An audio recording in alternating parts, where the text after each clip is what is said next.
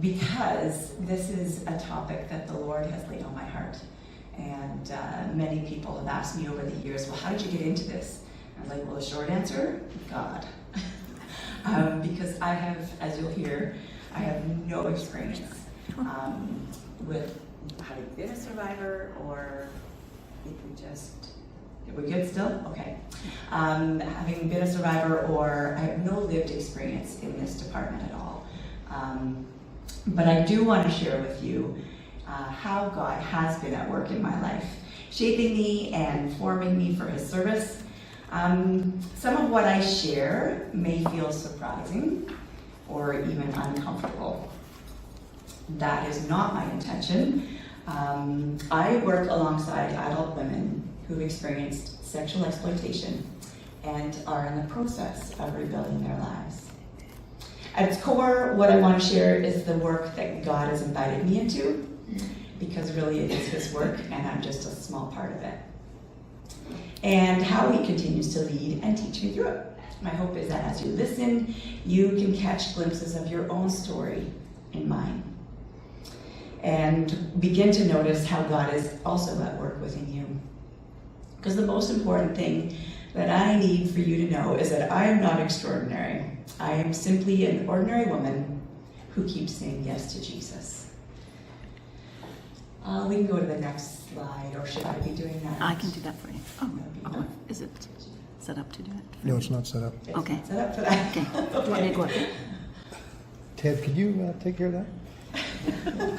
Just press the arrow. Thank you. Just press the arrow. Side arrow. Okay. I don't mind either. It's just a picture of me with my calves, because I was raised on a farm. So I'm going to give you a little quick bio of who I am and why I can stand in front of you today. Because I didn't ever imagine, I didn't grow up imagining that I would one day start an organization. And my path was full of regular twists and turns, school, youth group, jobs, seasons, and honestly a lot of learning as I went. I grew up on a farm on Paragon Road in Somerstown. Anyone have a clue where Somerstown is? No. It's a blip on the map. I don't even know if it has a population, to be honest. I guess it sort of does, but just outside of Cornwall, which is in Eastern Ontario.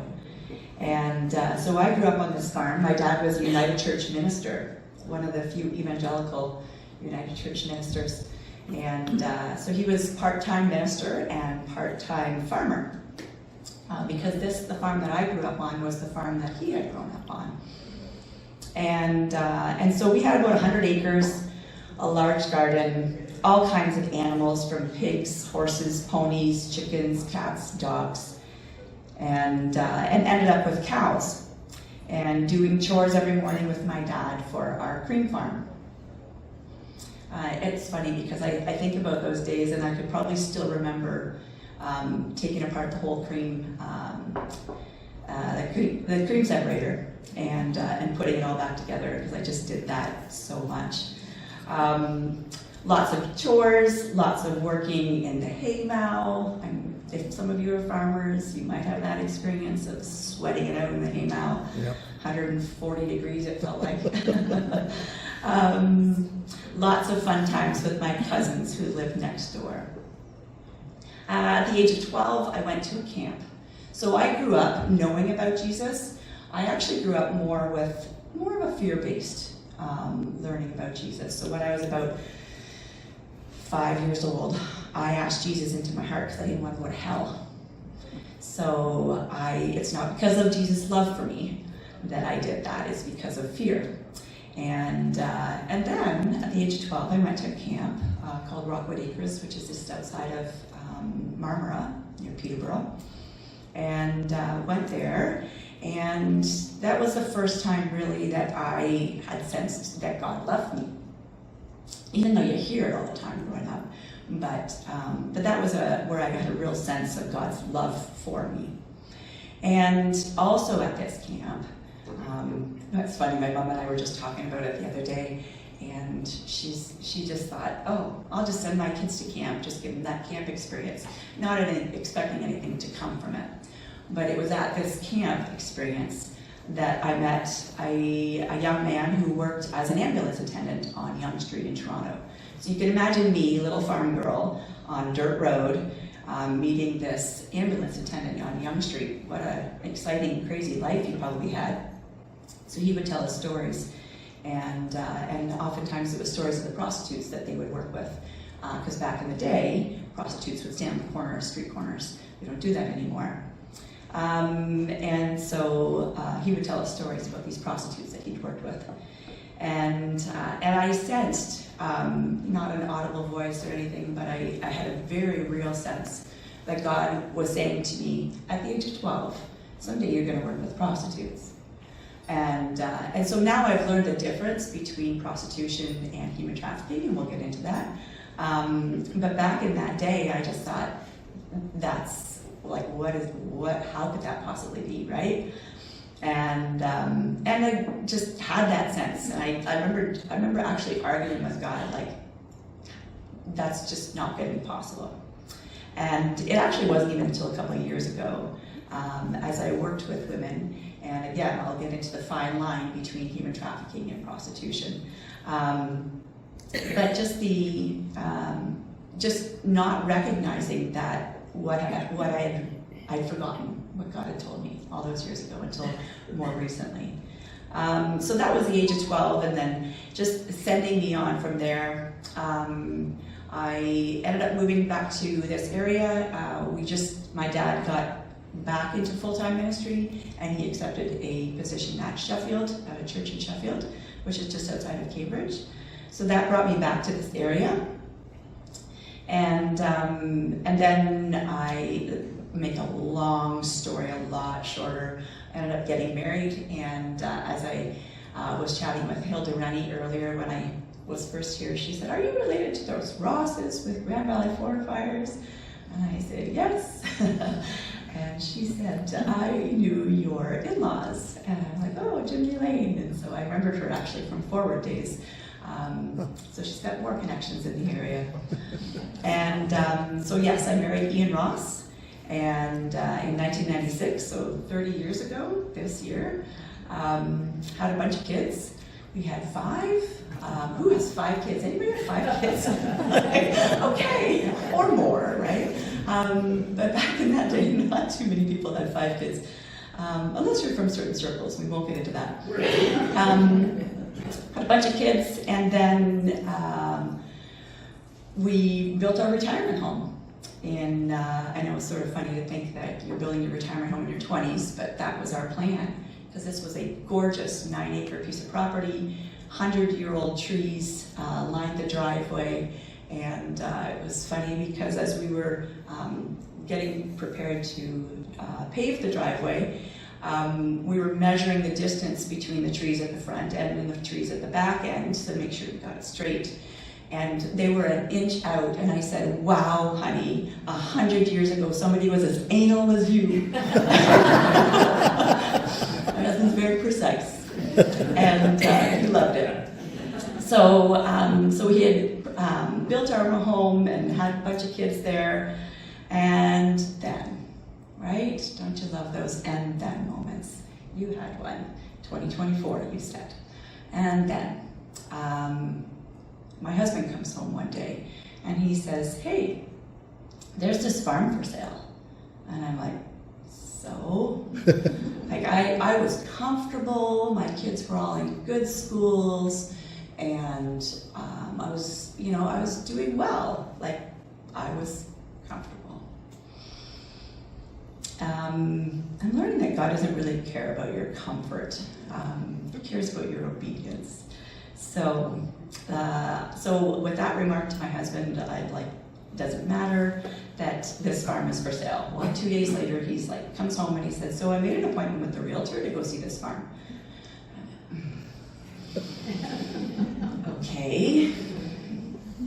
So, to make a very long story a little shorter, we bought the farm. We moved to this farm.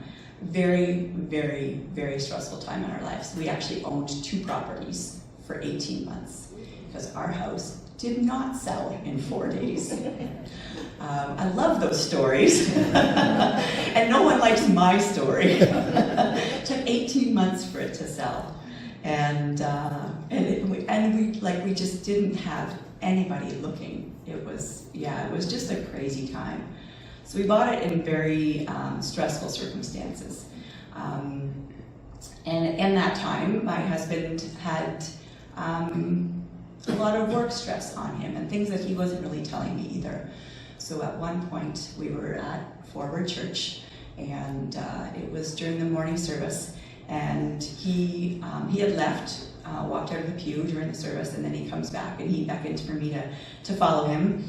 So I went out to follow him, and he was leaning into me, and then all of a sudden he fell over, and he fell into a number of people on the pews. And I don't know how most of you are in emergency circumstances. I'm not great. I started screaming. I'm like, somebody help us.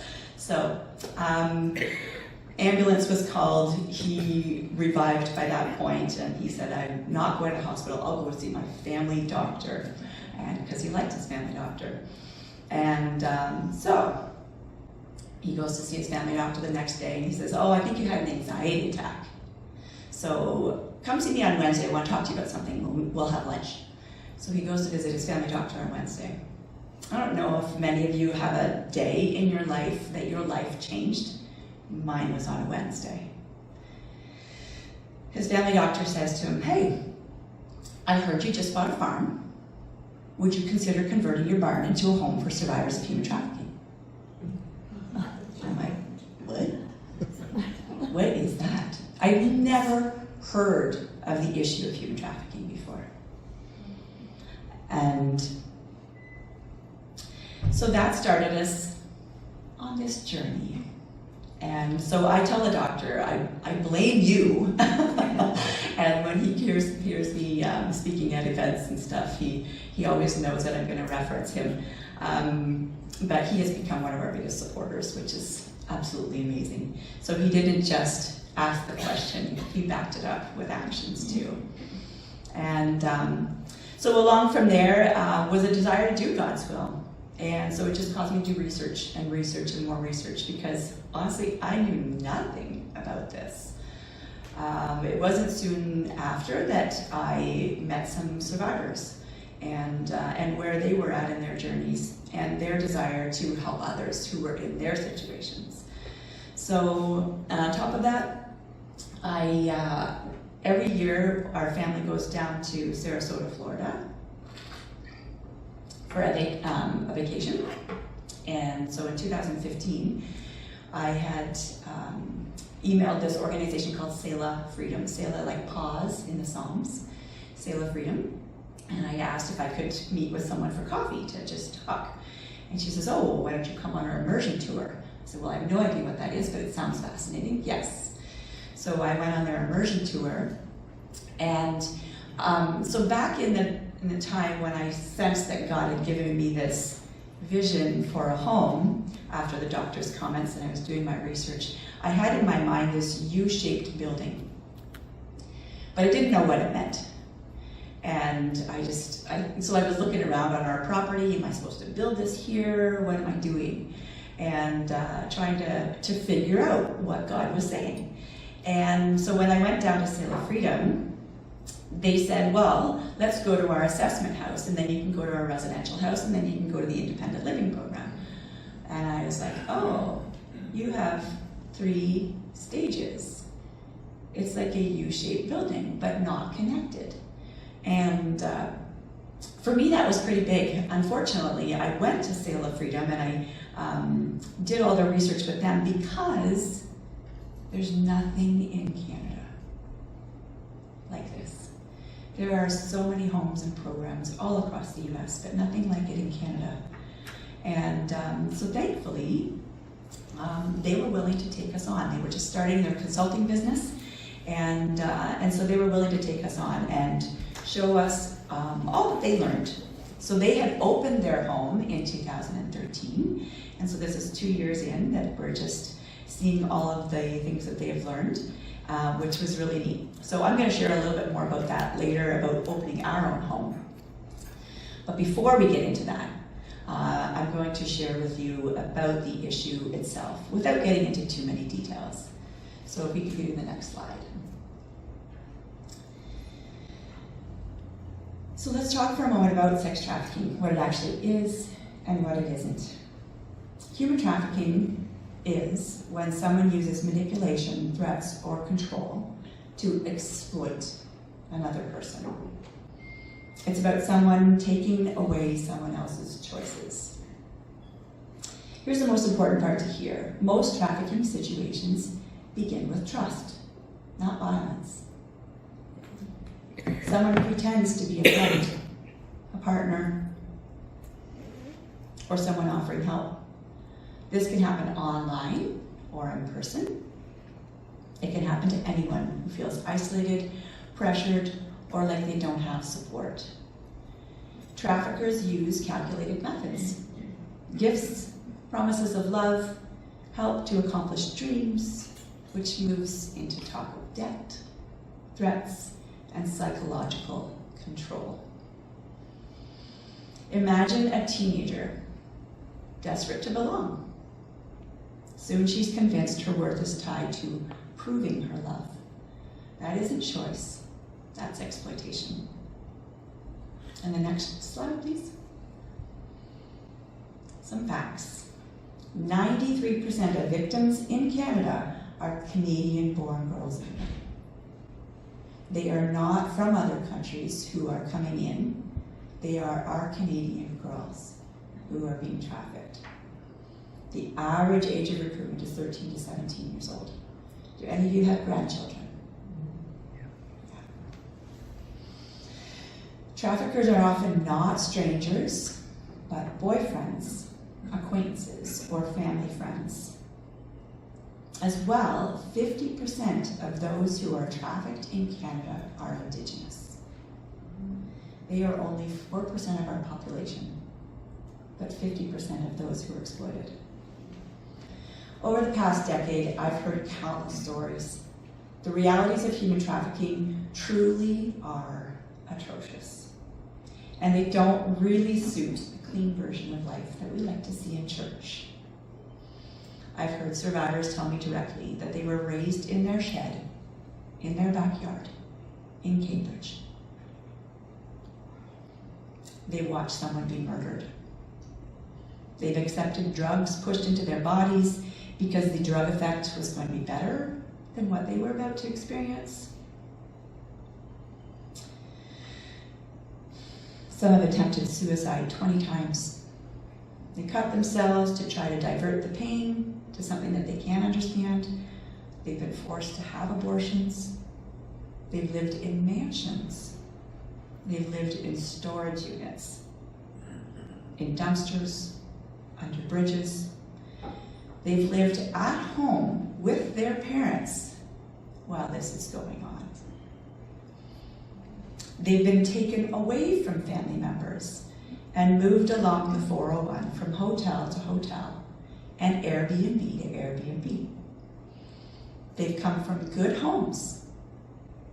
They've come from abusive homes. They've come from Christian homes. Human trafficking does not discriminate. It destroys lives in every kind of community. But the reassuring thing is that many of you as parents, grandparents, mentors, and prayer partners, simply being someone a young person feels safe that they can talk to, can interrupt this cycle before it ever goes further. Next slide, please. I didn't set up that video, so that's fine. I'll just tell you a story. This story is an amalgamation of stories that I've heard over the years. So we'll call her Emma. Emma grew up in a small Ontario town. She wasn't from a broken home. Her parents loved her, but she often felt invisible. She was shy and struggled to make friends and longed for someone to see her, to tell her that she mattered. When she was 15, she met a man online. He was 21. charming, funny, and always quick to reply to her messages. At first, it felt like harmless attention. He told her she was beautiful. He said she was different from other girls. He bought her little gifts, new shoes, makeup, and when she protested, he laughed it off and said, "That's what people do when they care." Slowly, he became her whole world. He encouraged her to skip family dinners. He convinced her that her parents just didn't understand. Soon, he was the only person she trusted. That's how grooming works. It feels like love, but it's really control. So after a few months, things began to change. He started talking about money problems. He reminded Emma of all the things he had bought her and said, "If you really loved me, you'd help me out." She wanted to prove her love. She wanted to keep him happy. The first time he asked her to meet one of his friends, she froze. But he reminded her that she owed him. And when she cried afterward, he comforted her, telling her it was just once, and that it proved how strong she was. It wasn't just once. Within weeks, Emma was being moved between hotels. She was told what to wear, who to meet, what to say. Her phone was monitored. Every dollar she earned went straight back to him. She was terrified to leave. He reminded her she was in debt and that her family would reject her, and that no one would ever believe her. She began using drugs just to get through the nights. By 17, Emma no longer recognized the girl in the mirror. She carried deep shame, certain that her life was ruined. And then someone told her about seeds. When Emma first walked through the door, she was cautious. She thought we were a cult. She didn't trust kindness. Silence felt strange after so much chaos, but seeds gave her time. Sat with her in her anxiety. They helped her set small, reachable goals, learning to cook again, taking a parenting class so she could reconnect with her little boy, creating a plan for her future. Healing didn't happen overnight. Emma had nights when memories overwhelmed her. She had days when she wanted to run back to what was familiar, even if it was destructive. But Seeds didn't give up. We reminded her over and over that she was not her past. One day, Emma stood in the kitchen, laughing with another resident, realizing she hadn't thought about her trafficker in days. That moment mattered. Slowly, she began to believe in her own worth. Today, Emma is in school, working toward a G2 license and building a safe, stable life for herself and her child. She will tell you she still has hard days, but she will also tell you she is free. Next slide, please. This is a little bit of our journey. As people oftentimes ask me how I got introduced to the issue, and as I mentioned earlier, Dr. Well, I won't name him because I think some of you might know him. The doctor was involved in that. So that started in 2013. In 2015, we did our first presentation on awareness of human trafficking at St. Benny's in Cambridge, and you could hear a pin drop with our talk that day. I was scared spitless because I still didn't really know what I was doing, but I figured I knew a little bit more than them, which we did. And we spoke from 8:15 in the morning till 2:15 in the afternoon, 4 different times, and had about 100, 150 students each time. And it was very sobering, actually. And in 2016, I met my first survivor. That we eventually worked with, and she worked with us. 2017, I worked with a woman named Tumia Nagy, and if any of you know anything about human trafficking in Canada, just Google her name, and she's been given all kinds of crazy awards, meeting the Governor General, and although she didn't, she said she didn't have time to accept the award, could she please mail it? And I'm like, what? And yeah, she's trained 15,000 police officers across Canada about what the issue of human trafficking looks like. So we did, in 2017, we did a retreat called Tamia's Retreat, and which was very eye-opening for myself. And then we also launched the Granary in 2017. The Granary, so I always had this, I guess, fairly soon on, I had this understanding that the name would be called Seeds. And that's all God's work, right? Of how we get into something and what you're joining Him in. But I really wrestled with the name Seeds. And it was one thing that He showed me over and over and over. So along with Seeds, which was from the very beginning, I created a bakery that employed survivors of human trafficking. Because the house was not happening. I don't know if any of you have waited on God for anything, but sometimes I felt a little bit like Abraham, and he'd been given this promise, and then it's not happening, and Sarah's like, well, take my handmaid, Hagar. So I felt maybe that the Granary became a little bit Hagar, but in the end, God blessed it. So we ran the bakery for about 3 years, and we employed 6 survivors. It was just online orders, and called the Granary. And if you know anything about farming, the Granary is a small building shed that houses the seed for the farm. It's either to be replanted in the fields, or it's given as feed for the animals, that kind of seed. And so in 2018, we formed our board for Seeds. And as I said, I met with Sail of Freedom, and they started consulting with us in 2019. 2021, we gained charitable status, which was a big deal. And we did a soft launch of our home in 2022. I won't get into all that, but man, the lessons that I learned. So I started, in 2017, I started working with one survivor in particular. And I learned a lot through her. Other survivors that I had met, they had some understanding of God, and they wanted to walk further with God. She had zero interest in God. And so anytime I talked about God, she would just shut me down. And so I've been working with her. In 2022, she convinced me to, because we had charitable status, we were able to rent a home. She convinced me to open this home with her. And I'm like, it's just me. She's like, I'll be fine. I've been on my own since I was 12. I'll be fine. I just need a place to live. And yes, you can start your program. So, oh my goodness, the things God teaches you. So I opened this home with this survivor. And for 6 weeks, it went really well. And then it didn't. And she threatened to kill me, and police were called, and she was taken away, and I was done. I'm like, I don't need this. That was on a Friday that this happened.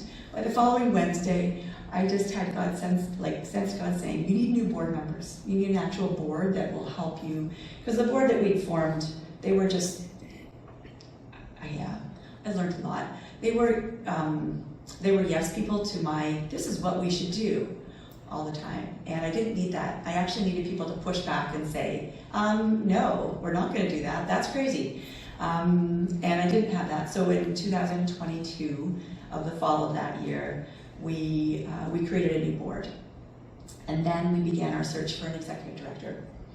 So we hired an executive director in August of 2023, hired a program director in December, and then in May of 2024, we hired 5 more staff and we opened our home. So, which was pretty amazing. So the last picture here is of our very first resident. And I don't know when you start something new, but you pray that God is gracious, right? And so I prayed that God might be gracious because I knew what some survivors could be like. They're very volatile and very angry and lots of raging emotions. And so I prayed for God's grace and His mercy with our very first resident. And she couldn't have been better. Like, we're still friends. And she was just amazing. So our first resident became our first graduate a year later, because our program is a year long. So we learned a ton about who we are and who we're not. We are not a crisis shelter. We have made our share of mistakes that we're learning from, and unfortunately will continue to make mistakes. So when I talked to Sail of Freedom, Erica is our main consultant from there, and she's like, oh, we're still learning this. And I'm like, no, you're supposed to tell me that 11 years later you've got it all together, because I don't want to know that I have to keep learning, but we have to keep learning and growing. But the reality is, we just need to keep relying on God to get us through. So currently, we have 10 employees, plus myself, and staffing is our biggest cost, but staff are also our biggest asset. We need to invest in qualified staff so that our residents receive the best possible care. So next slide, please. So this verse, or these verses rather, were very instrumental for me. And even as we continue to develop seeds, I really want to keep this central, because it's like that seed that needs to be planted in the dirt and covered in manure before God can turn that manure into fertilizer and allow her to grow, right? And so the death has to come through that breaking down of the seed in order for more life to result. So next slide, please. Who is Seeds and what do we do? So at Seeds, we provide a stable, long-term home for women who are rebuilding their lives after exploitation. Our house is located just outside of Cambridge. It's not an institution, it's a family-like environment where women can take the time that they need to heal, learn, and grow. We walk alongside our residents, not ahead of them. We don't use the language of rescue or savior, there's only one of those. And instead we honor the courage, choices, and their autonomy. We've seen women develop confidence, rediscover their strengths, and take ownership of their next chapter. We've also seen them transfer that ownership to other people and blame them, but we're working on it. Because that transformation, not their past, is our focus. We have residents who are finally taking charge of their own finances, opening their own bank accounts after years of always having their money stolen from them. I walked with one of our residents to open an account with RBC, and she cried afterwards, and she said, I've never been in control of my money. And which is something so foreign to us, right? We can't imagine being a slave to somebody else. But that's essentially what these women have been. And maybe not just one person, but multiple people over the years. So they are so grateful for that small sense of empowerment. We offer a safe place for a survivor to come undone, and then with God moving in her and healing her, she's put back together in a new way. We provide counseling. Actually, Karen Walker, who's doing your Navigating Change, yeah, she's one of our counselors at By Peaceful Waters. We love her. So we provide counseling, advocacy, skills training, and really just opportunities for healing. As many of you know, you can lead a horse to water, but you can't make them drink. We are finding that over and over and over again. We're just like, why don't you just choose better? But when you recognize, well, there's so many things. Multiple personalities comes into play, and you're like, oh, this is how you're talking. You're very self-confident, and then the next minute she's like cowering because she just doesn't know how to do anything. And then another, like a little bit later, she can be raging or just about raging. And so we deal with a lot in our home. A lot of suicidal ideation.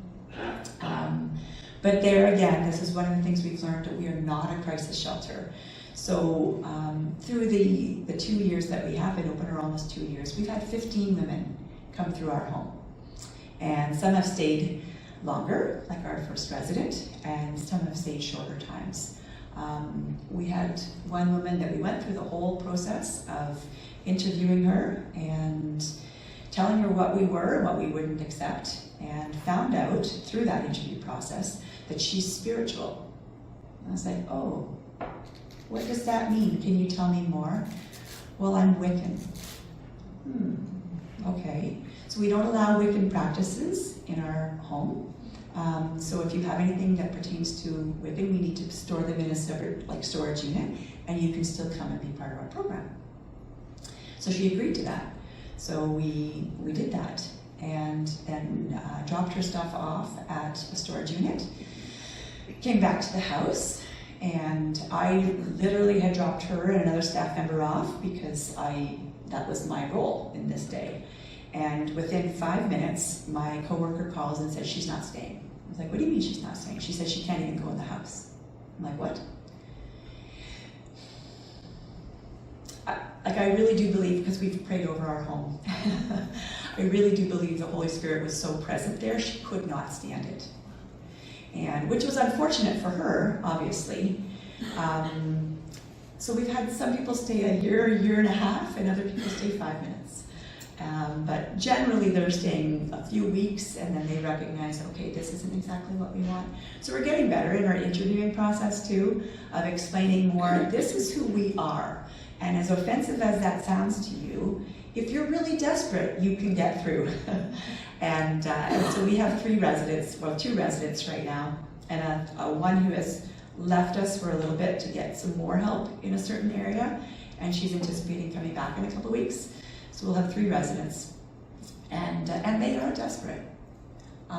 They get to that point where it's just like, I'm so tired of my life. I'm so tired of wasting my life, and I want to do more, and I want to do better. I want to get back in relationship with my kids. Kids are a big motivating factor for them, which again is God's grace, right? So we provide all of these opportunities, but it has to be them that makes the choice to do better, to choose differently, to change their thought processes. So one of the things that we do offer are volunteers who can come and walk alongside them. So that looks like a lot of different things. We have people that come alongside and they tutor. So many of our residents haven't completed high school. They've gone to grade 9 or grade 10. Some have completed college, which is sort of, just all over the map, all kinds of things. So tutoring or driving them to appointments or doctor's visits or things like that. And mentoring. We want to create a program that has a mentor within 4 phases within the 1-year program. And so every 3 months they get a next mentor. So by the time they're done, they have 4 mentors who will walk alongside them and just talk with them. And it can be in financial ways, it can be just meeting them for coffee, lots of different things. And because that's what we really want, is creating a circle of people around them who can say that you matter. You are not alone. You can flourish. It takes time. So the one resident who convinced me to open the home, she had said, why am I not better? I don't understand. It's because that took a long time to happen to you. Your healing journey might not be as long, but it's still going to take some time. Because they want to be immediately better, don't we all? So next slide, please. How do we connect with survivors? We get asked this question all the time. I meet them through the introductions of others. I don't do the frontline work myself. A local program that has worked with them, or when they get into women's shelters, there's SASC, which is the Sexual Assault Support Center. Other organizations are doing sort of that grunt work, if I can say that. And they contact us and say, hey, we've got a woman here who's identified as a survivor of human trafficking. And even more recently, I had a young woman, she was quite young, and I said, do you know anything about our program? She's like, no, I applied a whole bunch. I said, okay, well, this is what we do. We work with survivors of human trafficking. She's like, oh, well, that's not me. And then her worker pipes up and says, so we've identified some things.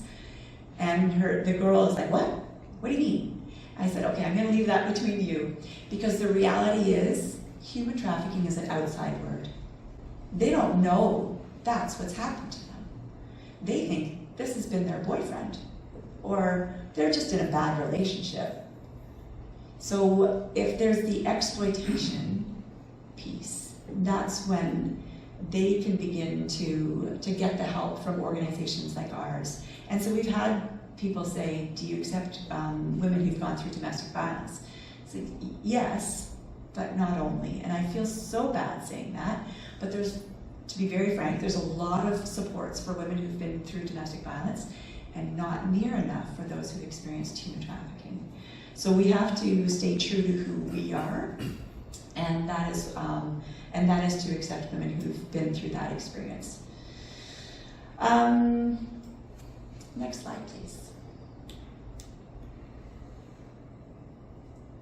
It may seem like a large amount of money that goes into so few women.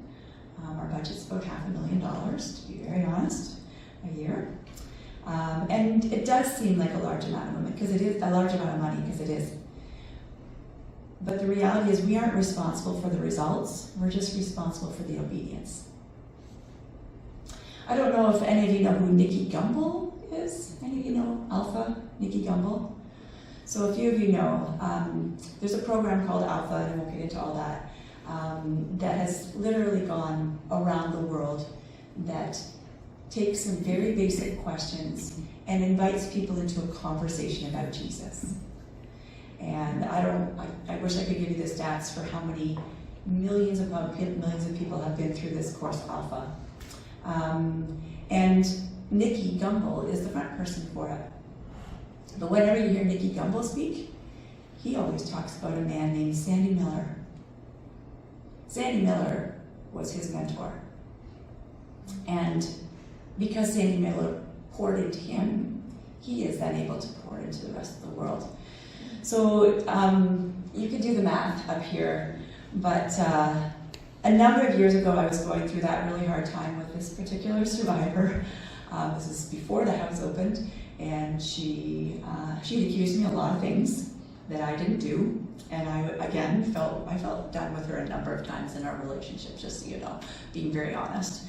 But this particular time, I just wrestled with God, and I'm like, what am I doing here? This is so hard. I mean, I knew it was going to be hard, but I didn't realize heart-wrenching hard, and so personal. Because everything can be a personal attack. You're their best friend one day, and then the next day you're like the scum of the earth. And so for this particular time, for 2 weeks I wrestled with God about what to do, because I really wanted to give up. And at the end of the 2 weeks, I really sensed God telling me that I was to make disciples. And I had a mentor pour into me, and that's a whole other story. For 28 years, we have met almost weekly. And I am who I am largely because of her and the outpouring of God's Holy Spirit from her into me. And this is, so because I've seen the difference in my life that a mentor can make, that's where I feel so impacted to make a difference in the lives of the women that we serve and walk long term with them. There are organizations that are crisis shelters, and we need crisis shelters, we absolutely do. But we also need long-term organizations, because I said earlier, their healing isn't short, right? And so I was just talking with my son this morning about, man, all it takes really is for me to work with 12 people over the next 3 years, and then those 12 people work with another 12 people, and I do 12 more people. And in 21 years, we've discipled over 62 million people. just blows my mind. Because it's not about reaching everyone yourself. It's about equipping people who will reach others. And that's one of the things that we do with Seeds too. Next slide, please. I don't know if my kids will think fondly of this, but I say this to them regularly. Anything worth doing will be hard. I'm sure that most of you can attest to that at various times in your life. Next slide, please. So, at Seeds, we really are building a community of people, and we call them Allies of Freedom, monthly donors who choose to stand with us in a consistent and tangible way. So these are individuals who believe in long-term healing and are willing to invest in it month after month. The truth is, sustainability changes everything. If any of you have been in fundraising for any period of time, you know that when you know what's coming in each month, you can plan better. We can support our residents more fully and respond to needs without hesitation. And becoming Allies of Freedom is successful for everyone, whether it's $10 a month or $500 a month. Every single commitment matters, and it's not about the amount, it's about showing up consistently. So the easiest way is giving through e-transfers, where 100% of the gift goes directly towards our work with no fees. But you can also get started through our donate page on our website. So if you've been looking for a way to make a steady, meaningful impact, and this is it, and we'd love to have you join us. And then lastly, on the last page, I want to leave you with the knowledge that we are not alone in this fight against human trafficking. There are all kinds of other organizations that are doing their part and what they are called to do. There are organizations, not as many homes. There's Safe Hope Homes, and there's Elora House, which is in Wellington County. Restorations, which is in Burlington, and then there's Our Homes. And then it's interesting because I hear through the network, oh, this person's starting a home, and this person's starting a home. I'm like, okay, we need to hear more about this. Because the sad reality is that there's no governing body either. There's a shelter alliance that when somebody has a shelter for women, abused women, or there's a governing body that says you can do this, but you can't do this, or things like that. And so when individuals like myself take in survivors and create a home, there's nothing to say that this is how it should be run, this is how it can be run. There's pluses and minuses about governing bodies, right? But a nice thing would be that survivors themselves would know the kind of care wherever they go, if they're under that alliance, would be consistent. So there's places out in Alberta, there's places in BC as well, Nova Scotia, but there's not enough. There's really not enough for the work that people are doing. Now we have 3 survivors, and I think that a large part of that is because we're small and we're unknown. So we're just beginning to make a name for ourselves, if I can call it that. This fall, we're doing we're renting a hangar at the Waterloo Region Airport, and we're doing a bit of a fundraiser called Wings of Hope. And Cheryl, who is our Senior Manager of Operations, she has connections to a warplane, and he has connections to other planes. So if planes interest you, come on out. There's also an organization out in Alberta that's called Not in My City, and it's run by a man named Paul Brandt. He's a country western singer, and some of you might know him. So we actually just reached out to him and said, because he put on a big campaign to raise awareness of human trafficking in all the airports all across Canada. And so he did a big campaign in Waterloo Region and called Not in My City. And so we reached out to him and asked if, well, first of all, he could come to our event, and he said no, he's not able to come, but he will send a video. Well, just yesterday, I mean the event's not till September, but just yesterday he sent the video as a promo for the work that we do, the work that he does. And so a lot of work is being done. There's a lot more that needs to be done still. As you can see, the awareness and change and support groups and prevention as well. So this is just a very, well, I know it's maybe not so brief overview of our organization, the issue of human trafficking, why it matters, why people should get involved. And if you have any questions, I would love to answer. I don't know if there's time for that. Yep. Yeah. Lots of time. Okay. So I don't know if people have any questions for me or about the organization, about the issue of human trafficking, or yes. I'm so thrilled to hear that Paul Brandt is doing what he's doing. He used to do rescue homes and things, and I've wondered because he had such an impact. So I'm so excited that he's on board with you. I wondered how it's impacted your children, make all these decisions. If you can talk to that, or Yes, I can talk to that.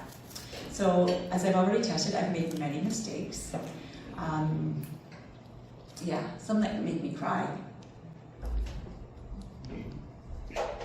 Thinking of some of the things that I've put my kids through without intention. So I used to invite survivors over to my home because where did they go, right? Who's gonna be looking after them? Who's gonna be helping them? So in various states, survivors would come very high or just hungover. So by God's grace, years later, I don't do that anymore. I've put boundaries in my life, and which has been hard on some survivors because they've said to me, well, I used to come, and I'm like, yeah, I know, but I had some very precious things stolen from us, not just from myself, but from my kids. So that wasn't good. I did a lot of wrong things, unfortunately, but by God's grace, my kids love me, and I've rebuilt a relationship with one of my daughters who was our oldest daughter was severely impacted by me forcing them to do the work that I did, which wasn't easy. But yeah, and my husband too, for the longest time, he was like, are you crazy? We're not doing this. And so I did a lot of it more behind his back, which wasn't good either. Because in reality, you want to work as a team in order to accomplish what God wants you to accomplish, because otherwise, how is God in it, right?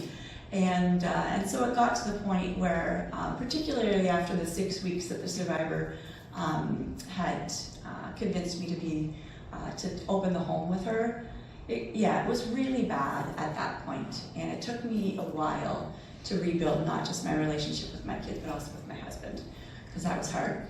All that to say, here we are years later, and he is a board member and very active speaker on our behalf. So he has seen that I have learned from my lessons, hard lessons, and by God's grace, he is fully supportive of what we do, and he, like I said, he advocates for us, and he's one of our largest financial donors too. So yes. Are there boys involved in this as well, or is it just the girls? There are definitely boys involved. Statistics say 97% are women. When you hear the survivors, they say, who's helping the guys? Because they grew up in the same kind of circumstances, but their gender sort of determines their direction. So boys generally became the trafficker and girls became the trafficked. That is making a huge generalization, I do understand, because unfortunately many women are also traffickers. Their reasons are different though. Their reasons to traffic others is so that not as bad things happen to them. So if they turn around and they become the trafficker, because then the person that they are working for says, well, if you bring in more people, then it won't be as bad for you. So their reasons are different. The men generally will get into trafficking. It's because they can use force, unfortunately. so we can talk more about that. I hate making those kind of statements, like in this kind of setting, just because I want you to hear my heart. There's definitely, it's not just for an issue that relates to women. It does affect men as well. Any other questions for anybody? Yes?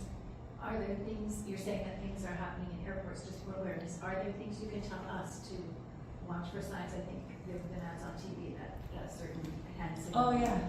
Can you give us something to watch for, or? Sure, something to watch for. When a young woman is with an older man, that's just like initially, but I don't know if any of you read that article for the pastor who was out with his daughter, and somebody reported him as like suspicious of human trafficking. And his response though was, I'm glad somebody said something because it shows that people are paying attention. And so he wasn't upset about it, even though he was questioned by the police and everything. He's like, this is my daughter. Like it's not, but that can be a sign, or if she's looking scared. Oftentimes she will probably be inappropriately dressed, but goodness, aren't all young teenagers inappropriately dressed sometimes? Sorry, I say that because I've got teenagers. So there's those signs. As you're getting to know someone, like it can be harder to spot on the fly. Yeah. But when you're getting to know someone and you hear stories, or they've got multiple phones, or they talk about their travels. Oh, I'm going to be in Montreal. I'm going to be in Toronto. Oh, I'm going to be, and you hear those kind of things. So the signs are not necessarily easy to spot when you're just looking around you, but more so for when you're getting to know somebody. And do you go into high schools or senior public schools to speak? Mm-hmm. So before SEEDS happened, there was a group called Beacon of Hope where we spoke at that high school, and so we did a lot of that at the beginning, primarily that, prevention and awareness.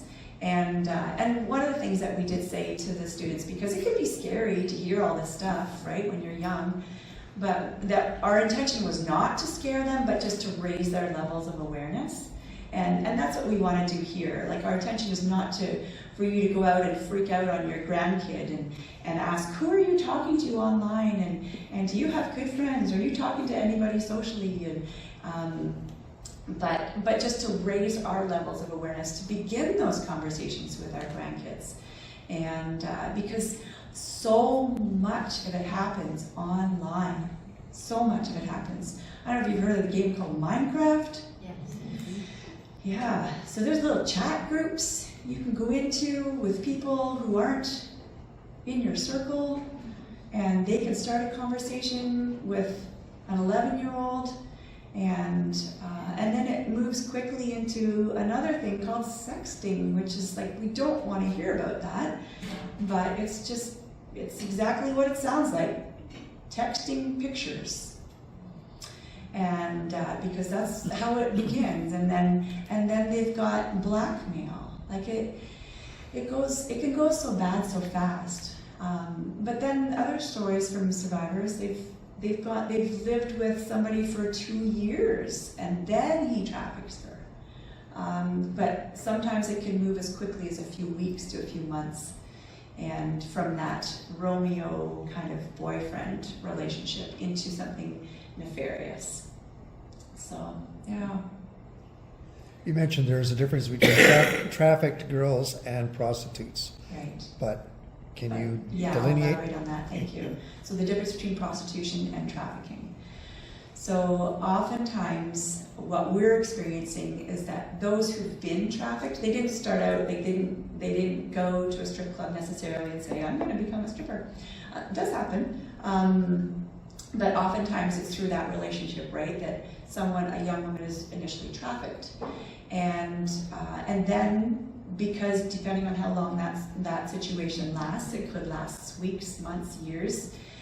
And then she tries to escape or tries to get out. And then the average is 8 times that they leave and they go back, and they leave and they go back.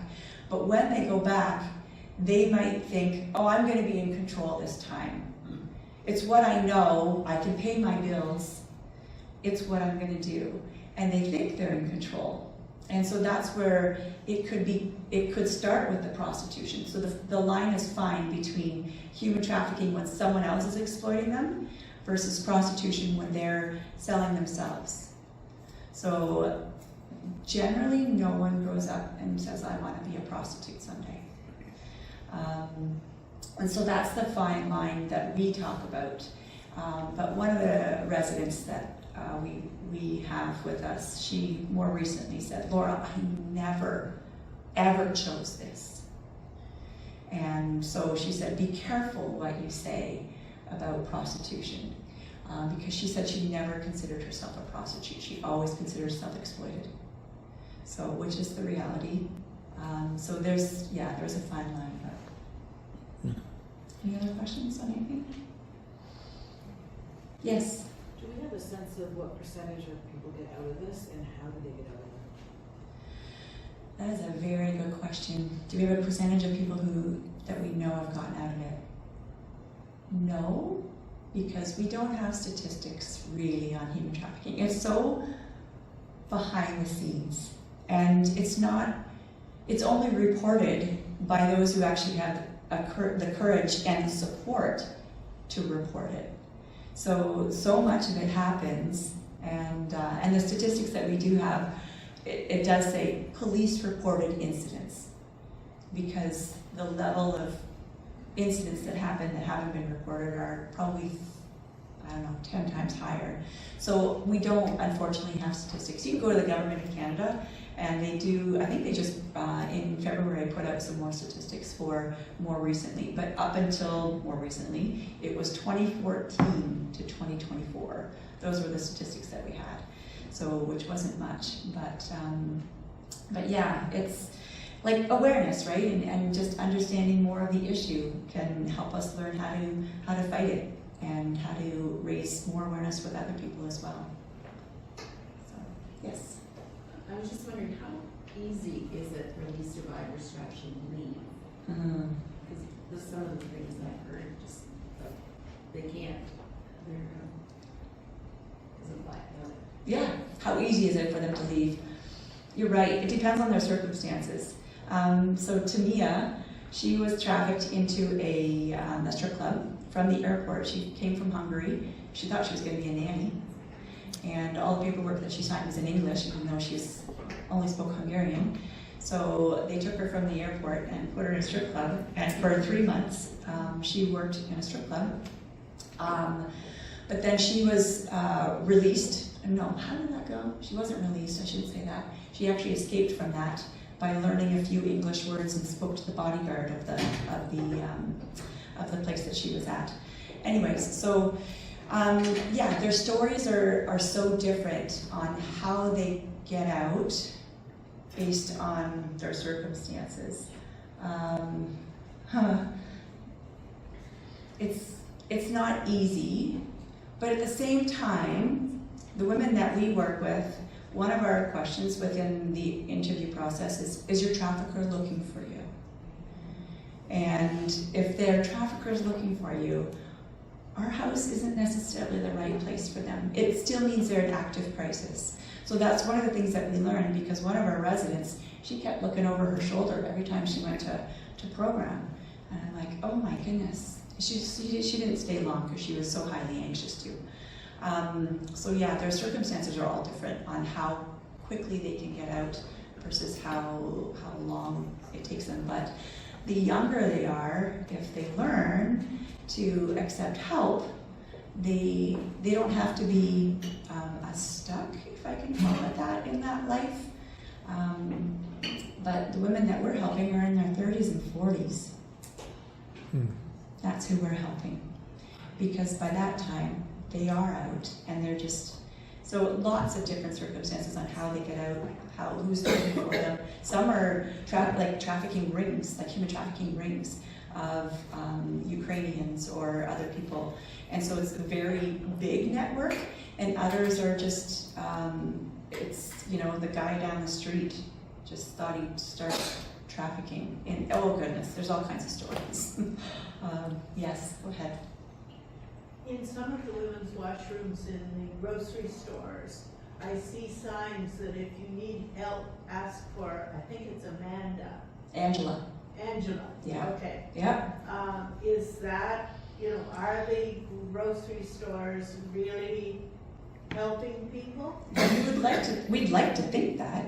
Yeah. I would think Are that their if, staff educated to be Exactly. able to help? well, I would think if the owners of that business are putting it up in their washrooms, they're training their staff on what to do when someone asks for Angela. So, yeah, that's the onus is on them, the owner of that business, to make sure that their staff are trained. But then there's organizations that are going into hotels and saying, hey, staff members, this is what human trafficking looks like. Because they're not even recognizing it right in front of them, right? And so, yeah, there's a lot of training that needs to be done in so many ways, yeah.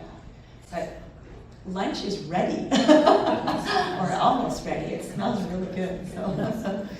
I don't want to take, if you have questions, please just come and find me afterwards too, because I don't want to, One last question? yeah.